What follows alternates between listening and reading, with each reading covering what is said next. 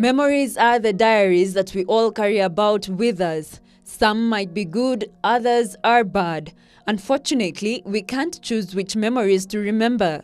Looking at the jovial Anthony, a third-year student, interact with other students in school, you will never imagine what he harbors behind his smile.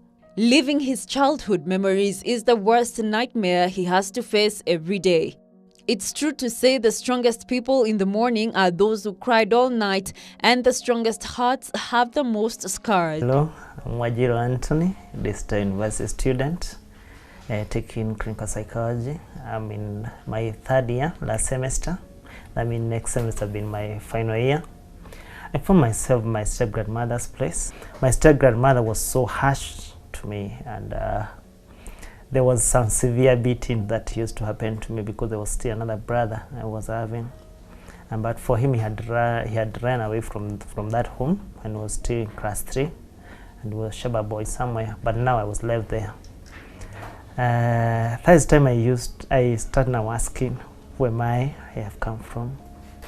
And the same step-grandmother was so good to explain to me what all happened when I was young. My mother came to Ape that was a sex commercial worker at Lugaruga slums, Nakuru, where she had like 2 abortions before me. And then she tried mine, but it was so late that may forced her to be bedridden. And after she gave birth to me, she didn't survive. Like for a month, she died after a month. There's a time that I was left almost for 3 days in the house when I was still young in Nakuru. And when people broke the house, they thought that I was eating my waist, you know, and some worms had started taking better of me. That means that I had developed deformation. That means I had a big head more than the other body. I was looking like a cripple. They thought I would never start again. I would never, my body will never grow towards that of a normal person. And they had many plans.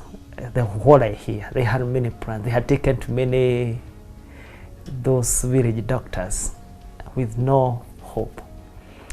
And then, like according to what I hear, the shock that was there is that after 5 years, my head started reducing and my other body started growing slowly by slowly, and I started walking. I started studying my feet. By that time, I was told that I used to fall down and ningebodeka kichwa tu kidogo, but I think I was ambitious from the time I was young. And now, what was supposed to be a good luck to the step-grandmother, because she never got her own children there in that family, turned to be like a bad luck to me, because she became hostile. I don't like, she had a thought like I would die when I was young. Beaten. If you look me clearly here, I have a scar that is from, I don't know what to term it. There's this thing there where we close the padlock. There's that thing that, I don't know, I have no appropriate term to call it, but where we close the padlock, she pulled me there, that watu walikuwa nanisukuma hivi because ilikuwa imekwama kwa kichwa. And I remember even today, I had that voice of that scar ikitolewa kwa kichwa. But I thank God I survived that. A lot of beating, a lot of harsh hostility, because I used to remember like once my uncle chased me from the place I was sleeping with him. We used to sleep in the same house, and he chased me because they were terming me a Akusu person, and like my father was a Bukusu, a Luya, a Bukusu, and according to stereotyping of Kikuyu, Bukusu eats people. And I was later chased, and I was told to go and sleep in a different house. And it brought a lot of paranoia in me. My self-esteem went slow, because I remember once I went to school and I asked my fellow people, and when you look at me, because there's something I used to say here.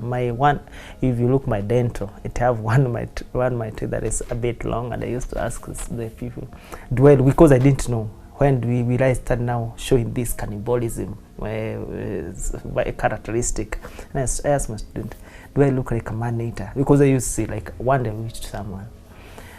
There, a lot of beating. If you know the village life, there is that method we try to pepeta moto nayo. She used to cane me that naked. My back, it was, oh my God, I don't even know I can say it, because even today I still have a problem in my back, because she used to cane me. It develop a problem in my back that it even sometime last year, but one, it had even caused me to go to hospital for a checkup. But I passed my class 8 exam. Nothing for the coming came on my way. They refused to take me anywhere because I had scored 346 and I was scored a very good extra county score. I didn't have money. No one is willing to take me, but I thank God that the church I was attending came across, I won't mention the name, and that is how I saw my first leg. And I went with 16,001. An individual person is called, I think, Baba Derry, gave 30,000 and I went to high school. And now that's a new phase of my life, because I said now I can't dare again go back there, because now I'm sharing the physical, or the physical. I'm not sharing the spiritual life. Still, I had some struggle spiritually, because of the family setup was not Christian based. It was the old family, witchcraft based, witch doctor based. And I say I'm getting born again in the same family. When I went to high school, life literally changed, because, for example, for other students used to be visited in school. Me, I just used to, kudoya kwa wengine. But I thank God, God used to bring people who has good heart. Some student used to completely support me, like one of the guy who is in Germany right now. When I was in first high school, that is Kiagodo Boys, he used to share with me whatever he was having, the shopping. And other guys that really supported me. But still, it was a problem, because during the time of crossing, I had nowhere to go. Because I couldn't imagine my mind going back there, because I knew the hostility that is there. And I couldn't get the pocket money, I could not get anything, even the school fees. The school fees is piling up. And here I am, I don't have even a place to go. What I did, I used to be left at school. I used to pretend I'm those good performers. I'm remaining there to read with the Form 4s. And for me, it was a home, because I wanted to be left with a student. That is how it went through. Until Form 3, some student came across, I won't mention them, some calling them me to their home. But one place that I was taken to Kayore, and it changed, like I became a houseboy in that home. But I thank God, it was still a passing time. In Form 3, my principal chased me out of school, because he called me and he told me, Anthony, you look like that thing, the goat. That thing, I don't know what we call it, but you look like that thing, that it is not in the meat, it's not in the skin. You're not performing, you don't have school fees. And now you tell me, pick your box and mattress, you're gonna go to a CDF office. That was the worst time in my life, because when I picked the box, I didn't know where to go, who to call. And I remember my switch patron was good, because Mr. Gore knew my story, and he told me, just leave your box here, just go to any office, just cry. And I asked, which office will I go? And told me, go to a DE office, and this education office, yeah. And I cried, and I sang that song of Eunice Jerry, I will never forget till today, Bwana Yesu, kimbilio langu ni wewe, Bwana Yesu. And when I went to that office, she wrote the letter. The day I didn't know how God compelled her, and they went back to school. And there was a wicked challenge, and those people were in wicked challenge. So one person I was touched when she saw me and told me, you look to be so much disturbed. And that is how the old boy of that school cleared my school fees. But when I did my Form 4, I didn't perform. With all these challenges, I don't think you can perform. Okay. So there are people who perform, but for me, it was intense. I didn't perform. I got a C minus. I went back to Form 3 to another school called Kagema High School. In Kagema High School, I went back to us with a C minus. I know in Kiagodo I was still chairman. I was still that person to be looked upon. I went back to Kagema. I became a school captain in the same school. But there God came across because there's a guy who heard me speaking, or had either me in a church or heard my story. I spoke to the mother. They stay in Githurai. That is how for the first time in my life I got a family. You know, the people I can associate to, the way I can get love. Even they were not well up. The mother was doing just casual jobs. But she really told me, just come to my house, become like one of my son. She's called Mami. I know. I appreciate she's my mom. She's my mom figure. And now that brother is Charles. He's called Charles Miano. And a sister, Kendo. That's how I like found a home. In that home now, that is why I started now knowing other people, like mother to my friend. We used to pray. She used to come and say, let's pray for my son, Nixon. Because I never knew that guy. Just pray for my son, Nixon. I didn't need him to perform. And because the lady used to perform, to support me completely, I felt a nudge. You know, when in Kagema now, after 2 years, I didn't perform well again. I scored a B minus. I said, now, where to go? The place I'm being housed, it is Habu. You know, let him call it like that. You know, I need to find my way out because I still remember I'm not there years. I need to find my way. They're just helping me for me to go. Still remember I can't do her job because of my back. I still having a problem in my back. I went back to a Form 4 again. This time I went back to Jombe High School. It happened like a miracle when I went back to Jombe High School.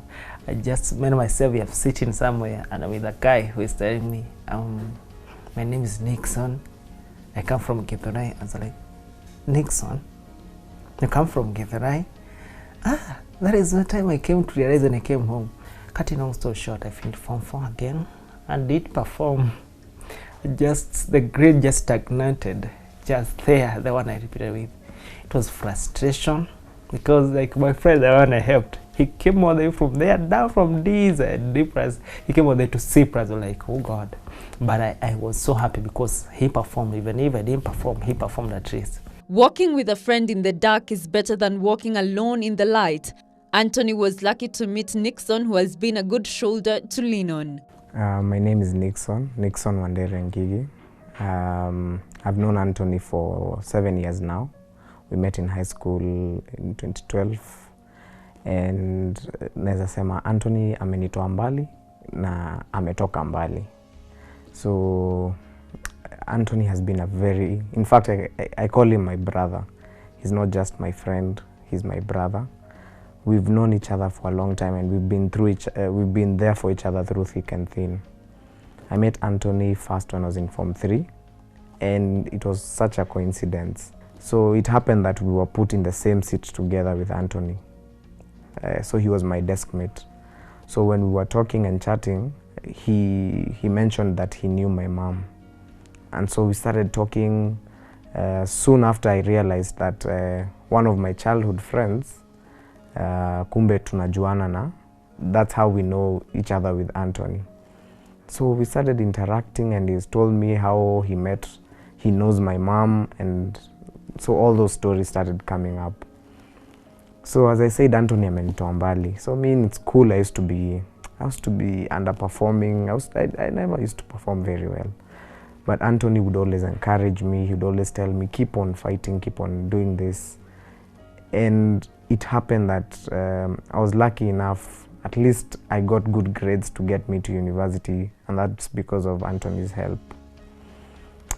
And I've seen Anthony going through a lot in his lifetime. Even when he was in high school, it was a challenge for him to get school fees and to get assistance. So it used to be a big challenge. But at that time, I never paid too much attention to it. Until Form 4, I think third term, that's when Anthony opened up to me. So as he was telling this story, I was really saddened. I reflected back at my life and looked at how much I have, and yet there's someone else out there who doesn't have anything. So it really touched my heart.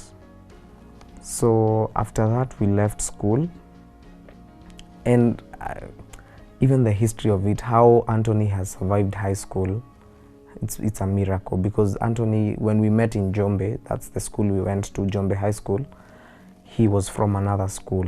So he came into Jombe having repeated from another school, just because he didn't get the requisite grade to get him to university on scholarship, on full government sponsored scholarship. So he came back to Jombe. So he really used to study a lot. He would spare nights, he would wake up early mornings, he would do everything possible to make sure that he got that grade. So when we left school, unfortunately or fortunately, he didn't attain the grade to get a full government scholarship for at least the course that he wanted to do. And so that really frustrated him. I remember passing by his house and he was crying. He was in tears that all those years of sacrifice, man, zimeenda waste. Unaona? So I tried to encourage him as much as I could. Tell him this is not the end of the journey. The journey, in fact, has just begun. Anthony was even thinking of repeating again, because you can imagine, you don't have anyone. You don't have anyone in your life. It's not like ati fees zitatoka tu anywhere. You don't have anyone. One Zig Ziglar said, when you catch a glimpse of your potential, that's when passion is born. For Anthony, education has been his main passion because it's the only passport from his darkness. After all, tomorrow belongs to those who prepare for it today. Now a new phase started. Now you see, you can stay in someone's place. You have not performed. You are almost coming to an age. I started to try to do some casual jobs, like there at market, Githurai market. I used to go to a certain woman who have kibanda there, called Manjeri. I used to go there, try to do some small work, carrying some goods for the customers. But she saw that I'm struggling a lot, I'm having a lot of pain. And she told me about an institution, a prestigious institution, but for me I knew it for the rich people, which was a pass by perception. And I went there and I poured myself to the security guard. They didn't solve anything because I didn't know the security. And I was like, shoot, is my problem so big that you can share it here and you can solve it here? And then I was told to go to the reception, like that. Okay, in lastly, I was told to fill a form and join this institution. When I joined the institution, I did my first, I did like the whole year without anything, school fees. And it went to many probation because I was not doing exams. And I had to go to register to drop everything so that I can start afresh again. It came a point even I was like almost giving up. But what is painful is that when I was still in that process of like culture shock in university, trying to get in line with the institution, when I was coming home, I met someone who looked so familiar around Githurai, and when I looked at him so well, I saw he's my brother, and this was Chokora. Now again, I was like, what do I do? He's not in a good state of mind. I could not have taken him to the place I was staying because it's not even my place. I'm being housed, but good luck, there was nobody in that house. I took him there. He showered. He was having dreads. He was shaved, but I realized that he was having a mental problem. By that time, I didn't know what was the problem. Even now, I can really diagnose because I'm not through with my psychology program. But he was having a disorder, such kind of a disorder. I tried to relocate him back to the place I knew my mother had come from, my grandfather's place. But unfortunately, I was called after like 2 months that to the word I got, he committed suicide. It was tough. That is the worst thing I never want ever. Those are the leapers of memory that come to me. And I really, really wish, because I was like, it is almost, I can help him. Because I remember he had struggled a lot. I suffered because I went to depression. I remember I used to board the bus at Kencom. Najipata kule mwisho. Gari ilienda ikafika stage na watu wakatoka. Because it is bringing sleep disorder.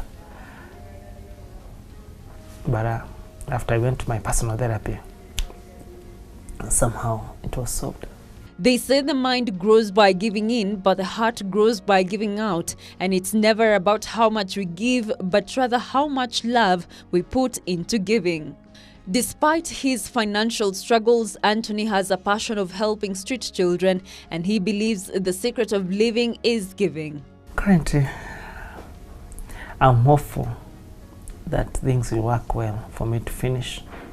I thank God for the people who support me, because the people came across, people hear my story in different platforms.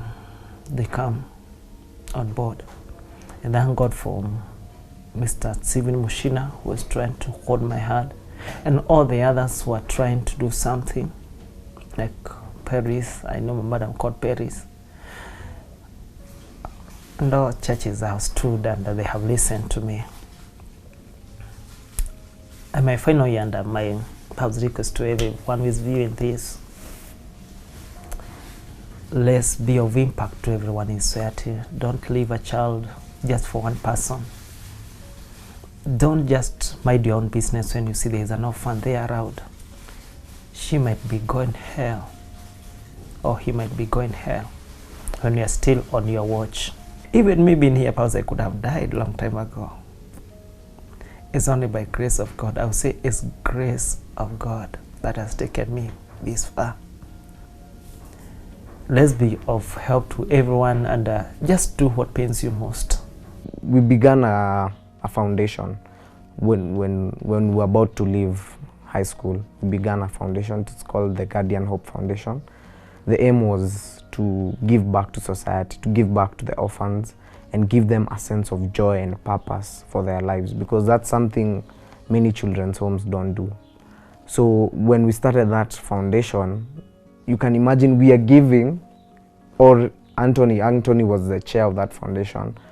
He's leading us to give, yet he doesn't have. You can imagine, unaona, it's even unheard of. Wewe mwenyewe unapeana Kenya hauna. What I like most about Anthony through that entire process was he always stayed positive, and he always had the heart of giving. And I think one of the biggest breakthroughs came in when he began recording music. Anthony is talented. He started selling music to churches, and in the church, and auza music while still being enrolled in campus. Okay, it's a request or encouragement to everyone who is watching this, that life, just be optimistic. I have tried everything, committing suicide, everything. I have seen, I don't say worst of all, because perhaps others are past even worse than this. But be positive to whatever you are passing through. It's for a purpose. Secondly, just have concern of every person who is in need around you. Not only in need, in quote, I say this, example, if you see an orphan, no matter who is taking care of that orphan, just have that effort, just go and ask, how are you doing?